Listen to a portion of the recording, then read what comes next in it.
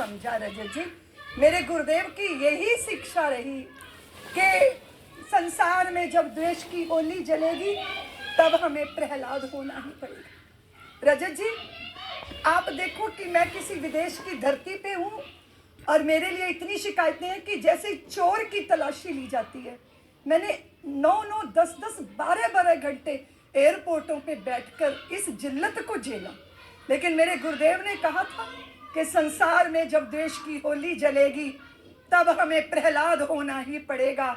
जानते हो झूठ कब तक जी सकेगा, सत्य के आधार पर जब तक रहेगा। सत्य पर आघात करने अब चला है, सोचिए तो अब कहाँ इसका भला है। अन्याय की सीमा अभी पूरी हुई है, अब उन्हें अभिमान खोना ही पड़ेगा। रात दिन लड़ते सदा लड़ते रहेंगे, सज्जन के पीछे दुष्ट पड़ते रहेंगे। कोई रात को अच्छा कोई दिन को कहेंगे, देख तो ले कौन किससे क्या कहेंगे। तू जान परमानंद को भी फूल होना ही पड़ेगा। संसार में जब देश की होली। आशीर्वाद हमारे साथ रहा। आपको मालूम होगा, बेलगांव में मेरी गाड़ी घेर ली। पुलिस ने जानबूझकर मेरी गाड़ी ऐसे समाज के क्षेत्र में डाल दी और स्वयं पुलिस गायब हो गई। उस गाड़ी पर अटैक हुआ रजत जी। मेरी ये हड्डियां टूट गई, ये वाली हड्डी और मेरी ये कॉलर बोन टूट गई। मेरे गुरु भाई साथ में थे, उन्होंने मेरा सिर पकड़ के गाड़ी के नीचे सीट के अंदर कर दिया तो मेरी जान बच गई। ये जो कार के शीशे जब टूटे वो सब मेरी आंखों में भर गए। वो रात इतनी बुरी थी रजत जी, जहां कहीं वो ड्राइवर की समझदारी थी, आगे पत्थर रख के गाड़ी को रोकने की व्यवस्था थी। वो रात इतनी भयंकर थी रजत जी, जंगल जंगल जंगल। जिधर हम जाते थे तथा कथित वो शांति दूत जिनको कहते हैं, उनकी टोलियां जगह जगह। मेरे को फर्स्ट एड नहीं मिल रही थी, रक्त बह रहा था। मैं ये सारी व्यवस्थाओं में से, आप जानते हो राम जी जिसके सहायक हो, रघुनाथ जिसके हृदय में हो, उसका बाल बांका कौन कर सकता है। लेकिन रजत जी, मुझे उन चोटों की इतना दर्द नहीं हुआ। मैं वृंदावन आई, एक सभ्य व्यक्ति मुझे कहते हैं, रितंबरा बोलना बंद कर दे, और जिसने तुम पे अटैक किया, जिसने तुम्हें मारने की कोशिश की, वो तो भगवान के दूत थे, तू बोलना बंद कर दे। दुख इस बात का होता है रजत जी कि आप अपनी परंपरा के लिए, मान्यता के लिए, अपने धर्म, अपने देश के लिए अगर सच कहते हो, कहने की तो बात छोड़ दीजिए, उसको सोती रजत जी। इस सोच के साथ लोग बात करते हैं, तो मैंने कहा शरीर तो शरीर है, खत्म हो जाएगा। मेरे गुरुदेव कहते हैं, रितंबरा काया की माया समाप्त हो जाएगी, पर राम का सत्य शाश्वत है, उसी के पक्ष में हमेशा खड़े होना चाहिए। तो इस देश में वैचारिक लड़ाई रही है रजत जी। राम जन्मभूमि का आंदोलन खाली मंदिर निर्माण तक की बात नहीं है, क्योंकि उन्होंने वैचारिक आक्रमण करके मेरी संतानों का संस्कार बिगाड़ा।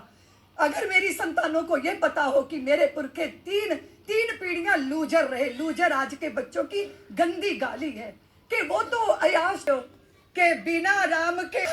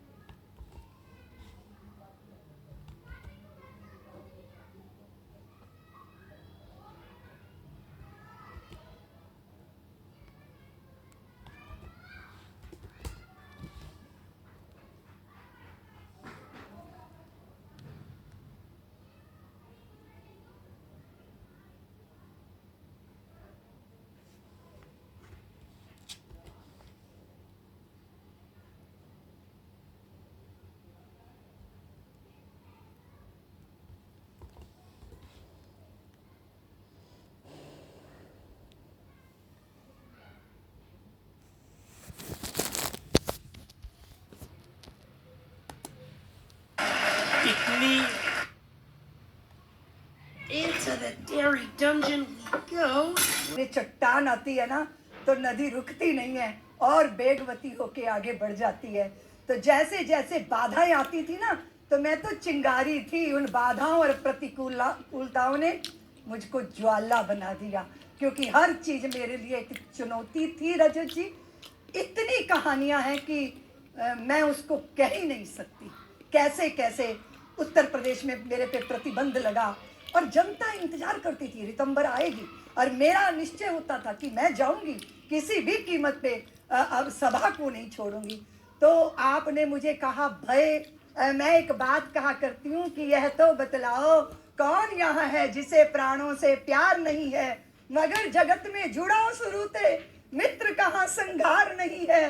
मृत्यु क्या है वस्त्र बदलना, कुछ पल का विश्राम साथियों, जीवन एक अखंड पर्व है, साधारण त्योहार नहीं है। जीना सबसे बड़ी कला है, लेकिन ये एक अटल सत्य है कि मरने से डरने वाले को जीने का अधिकार नहीं था। नियति के द्वारा निश्चित कई योजना थी। वो पराभवी युग का प्रतीक था रजत जी।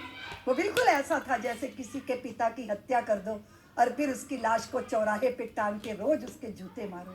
वो हमारे स्वाभिमानों को चुनौती देता था। और उस खंडहर ढांचे के लिए उत्तर प्रदेश की सरकार ने मेरे निहत्थे कार सेवकों के रक्त से हाथ धोए थे। सरयू के जल को रक्त से लाल कर दिया। दो दो भाई और जाने कितने कार सेवक और जिंदा उनको आग में झोंका गया। संतों ने अपनी छाती पे गोलियां झेली। एक ऐसी इमारत के लिए जिसके साथ भारत का ना कोई मान ना कोई स्वाभिमान जुड़ा था, लेकिन चंद लोगों को प्रसन्न करने के लिए। तो ये तो निश्चित था, राम जी करा रहे हैं। भरोसा था कि अपने स्थान को वो इस कलंक से जरूर मुक्त कराएंगे। और फिर आप जानते हो रजत जी, जो कील अवध के सीने में सदियों से पड़ी कसकती थी, लज्जित थी पीढ़ी दर पीढ़ी, जीवन को शाप समझती थी। जो इतनी आंखों का कांटा हो वो भला टिका रह सकता है? आप बताओ। झूठ की दीवार कभी टिकी नहीं रह सकती, सत्य की ही जीत है, फिर से रहेगी। और अब भव्य मंदिर बन रहा है। 22 जनवरी को मेरे राम आ रहे हैं, ताली बजा। चिदे रही जिसको किसी ने भी छुआ नहीं। ये भारतीय समाज है, शौर्य रखता है पर धैर्य भी रखता है। इस तरह की बात करके वातावरण को बिगाड़ना अच्छा नहीं है। और बाकी रही हिंदू मुसलमान की बात, तो हिंदू चाहे मुसलमान, जिसको इस देश से प्यार नहीं तो फिर उसको इस देश में रहने का कोई अधिकार नहीं। बच्चों की कहानियां रचते हैं और हम सृजनों के गीत गाते हैं। और जो भी कोई डर रहा है उसका पाप ही उसको डरा रहा होगा। बाकी तो भारतीयों का ऐसा स्वभाव ही नहीं है। ना हम किसी को भय देते हैं और ना हम स्वयं भयभीत होते हैं। ये हमारा स्वभाव।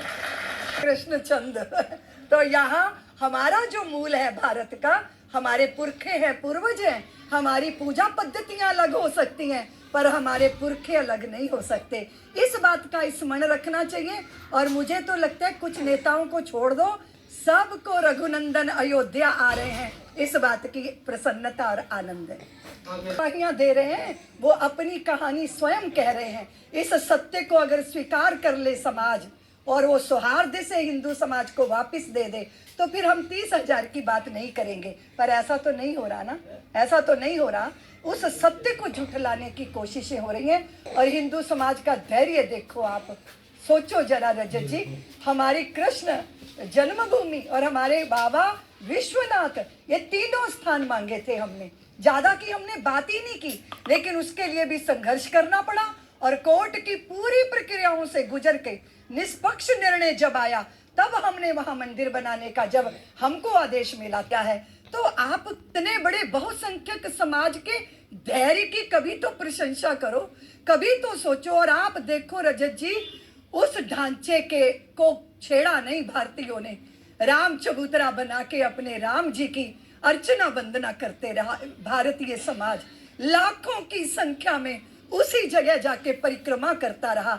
हमने कभी अनाधिकार चेष्टाएं नहीं की हैं। रजत जी, सारा संसार जानता है हिंदू समाज के स्वभाव को, लेकिन उसके सौहार्द को, उसकी करुणा को कायरता समझ लेना, ये भूल है, ये अच्छा नहीं है। हमने ऋषि मुनियों मित्रों के हित सरसंधान किया, रक्षणियों का रक्षण करने के लिए हमने साहस का परिचय दिया, लेकिन उदारता सदैव हमारे हृदय में रही। पर हमारी उदारता को इन्होंने कायरता समझ लिया, वो अच्छा नहीं था। और आज हिंदू जगह है, अपने अधिकारों को लेके जगह, अपने में शांति चाहते हैं। और शांति तभी होगी जब आप हमारे अधिकारों का हनन नहीं करोगे। हमने तो ज्यादा कुछ मांगा ही नहीं। रजत जी, प्रसन्नता के लिए, तुष्टीकरण के लिए हमने अपनी माँ भारती की भुजाएं कटती देखी हैं। ये जो विभाजन है, ये क्यों था? ये कौन सी जिद्द थी? उस जिद्द को भी पूरा करने की कोशिश की ताकि शांति हो जाए, लेकिन सहने की सीमा होती है, तो वो अब सीमा समाप्त हो गई। आप कह रही रजत जी, क्योंकि साक्ष्य भूमि के अंदर दबे थे, पर काशी विश्वनाथ के तो नंदी उधरी को मुंह करके कह रहे, भले ही बढ़िया कॉरिडोर बना लो, पर भोले बाबा वहीं बैठे हैं, इसलिए वो गवाही दे। सुनिए, देख, हमारा लक्ष्य पूरा हो गया रजत जी। पूरे समय तो नहीं कोई उबलता रहेगा ना, और जब कोई चुनौती देता है तो फिर हम कायर नहीं है। हमने अपने अधिकार की लड़ाई लड़ी, आस्था की लड़ाई लड़ी। और जैसे मैंने आपसे कहा कि लोग कहते हैं शिखर नहीं बना, तो हमने कहा ना, तपस्या ऋषियों की 500 सालों के मेरे पुरखों की तपस्या वो शिखर है, और उनका धैर्य वो उसका कलश है, और जो गर्भगृह है वो सदियों की व्याकुल प्रतीक्षा है। तो इस सब में से गुजर कर हम आए हैं। गुरुदेव ने कहा रितंबरा समरसता का काम करो, तो मैं समरसता के काम में लगी। आचार्य समान आचार्य संहिता लागू नहीं हो जाती। अगर जनसंख्या का असंतुलन इस देश में होता गया तो क्या होने वाला है?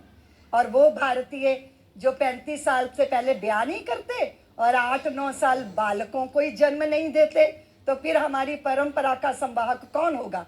मेरे उस बयान को आधा बताया गया। मैंने पहले कहा था जनसंख्या पर कानून लाओ, और अगर नहीं लाते हो तो फिर हिंदू भी 4 बच्चों को जन्म दे। कश्मीर में कितने अपमानित होकर हमें निकलना पड़ा, अपने इतने घरों को, इतने व्यापारों को। आज भी कहाँ कहाँ लोग भटके हुए हैं, कहाँ कहाँ लोग निराश्रित होकर आश्रय जहाँ लिया वहां भी सांप बिच्छुओं से वो डसे गए।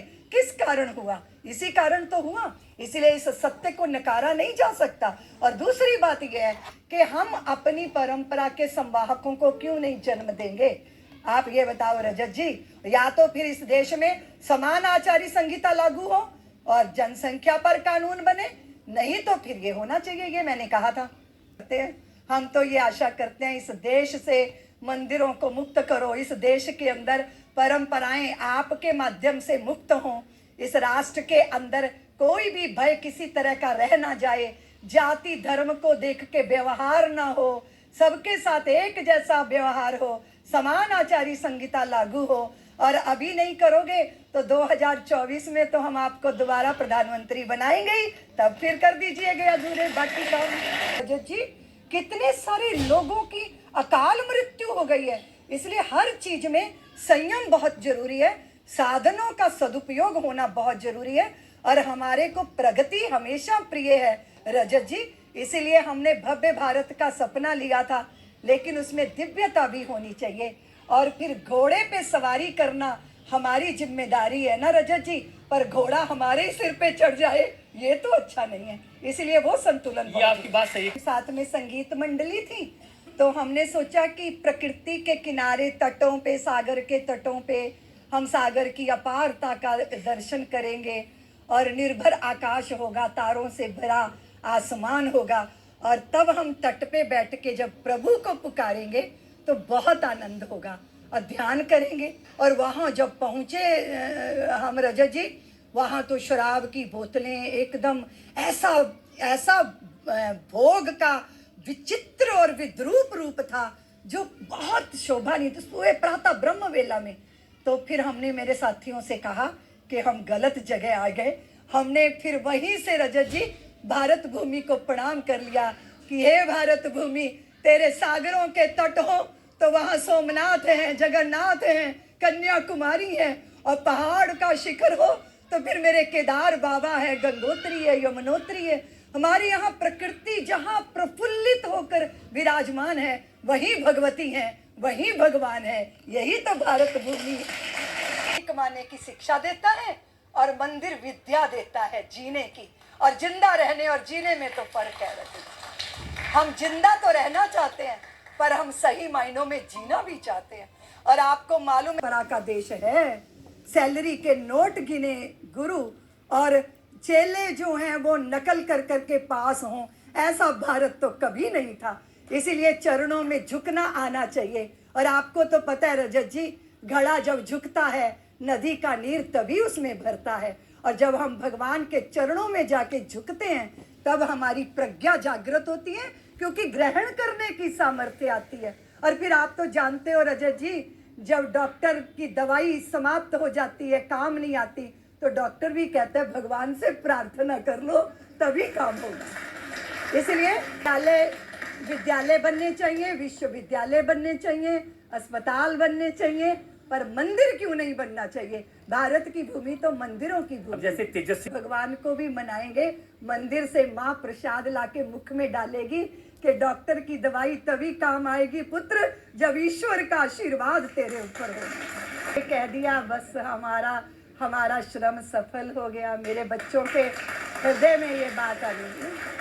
तो मैं अपने बच्चों से ये कहना चाहती हूँ, यहाँ जितने भी बंधु भगनी बैठे हैं रजत जी, कि हम शैशव में गिन दांत सिंगों के हम अनेकों बार हंसे, हम यौवन में शूर्पणखाओं उर्वशियों में नहीं फंसे, हम गुरुवर आचार्य के चेले नहीं राज्य पर मरते हैं, अग्रज कीले चरण पादुका 14 वर्ष गुजरते हैं। इस तब मैं ना रात्रि को किसी अनाथ आश्रम या नारी निकेतनों में रुकती थी। वहाँ की व्यवस्था देख के मुझे लगा कि हम तो इतने संवेदनशील लोग हैं जो पाषाण में भी परमात्मा को देखते हैं, जीवों में ईश्वर का दर्शन करते हैं। तो हम अपने बच्चों को सिर्फ रोटी दे के, फल बांट के, कपड़ा बांट के, लाइन लगा के उनको रोटी बांट रहे हैं, फल बांट रहे हैं, हम दाता बन रहे हैं, उनको बेचारा बना रहे हैं। तो ये बात मुझे बहुत चित्त में चुभी। तो फिर मुझे लगा कि नारी निकेतन की स्त्री अगर यशोदा माँ बन जाए, अनाथ आश्रम के बालक बालिकाएं भाई बहन बन जाएं, वृद्धाश्रम की वृद्धाएं नानी मौसी बन जाएं, नानी दादी बन जाएं, ऐसे एक भाव आया चित्त में। फिर मुझे लगा रजत जी, क्योंकि मेरे ऊपर दबाव था कि मैं राजनीति में जाऊं, वो मेरा रास्ता नहीं था। फिर मैं अपनी पूरी ऊर्जा, मैंने सोचा इस प्रकल्प को, इस प्रयोग को मैं स्वयं यशोदा बनकर पूरा करूंगी। बस फिर ऐसे होता चला गया। और आप देख रहे हो कि इतनी सुंदर वात्सल्य की सृष्टि खड़ी हो गई। ना कोई अनाथ है, ना कोई बेचारा है, ना कोई महिला निराश्रित है।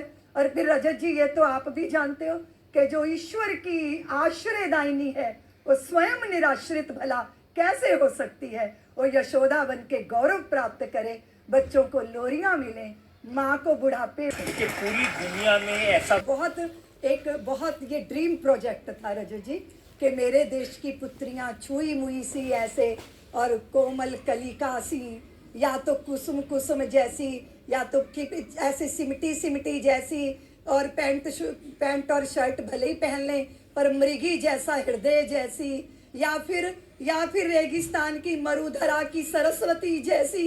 ऐसा तो नहीं होना चाहिए। वो बच्चों की लोरी भी बने, बुजुर्गों की लाठी भी बने, आसमान में उड़ान भी भर सके, और सीमा पे खड़ी होके सीना तान के अपनी छाती को प्रस्तुत कर सके। दुश्मन की अगर गोली भी आती है तो पीछे कदम नहीं उठाऊंगी।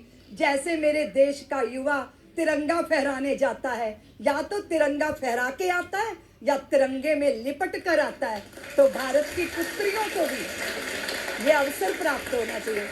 इसलिए पुत्रों के लिए हिमाचल में, और रजत जी, मुझे आपके द्वारा ये समाज को बताने में, भारत का सबसे पहला बेटियों का सैनिक स्कूल वात्सल्य ग्राम में बना है और आज उसका सराहनीय योगदान दिया है आपने। अब मैं आपसे पूछना चाहती हूँ कि जो मथुरा में श्री कृष्ण जी का मंदिर बनने वाला है, उसमें आपके क्या फ्यूचर प्लान्स हैं? मैं 22 जनवरी को दिवाली से भी बड़ी दिवाली हो जाएगी, और ये हो जाएगी तो कृष्ण जन्मभूमि हमारी हो जाएगी। अच्छी है तो कितनी भोली है, प्यारी प्यारी है,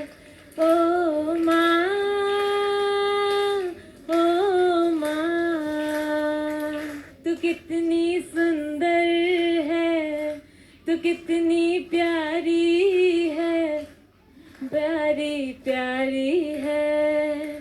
ओ माँ, ओ माँ, ओ माँ, ओ माँ। किससे दर वर्ष हर बार आएंगे। मुझे खुशी है इस बात की कि इस वर्ष मेरे श्री राम आएंगे।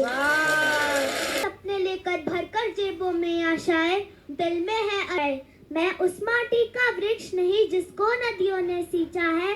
दीदी माँ जी की उंगली थामकर मैंने चलना सीखा है। मैं वात्सल्य में लिखी कविता मुझको संस्कारों ने सींचा है। दीदी माँ जी के आंचल में पलकर मैंने दुनिया को देखा है।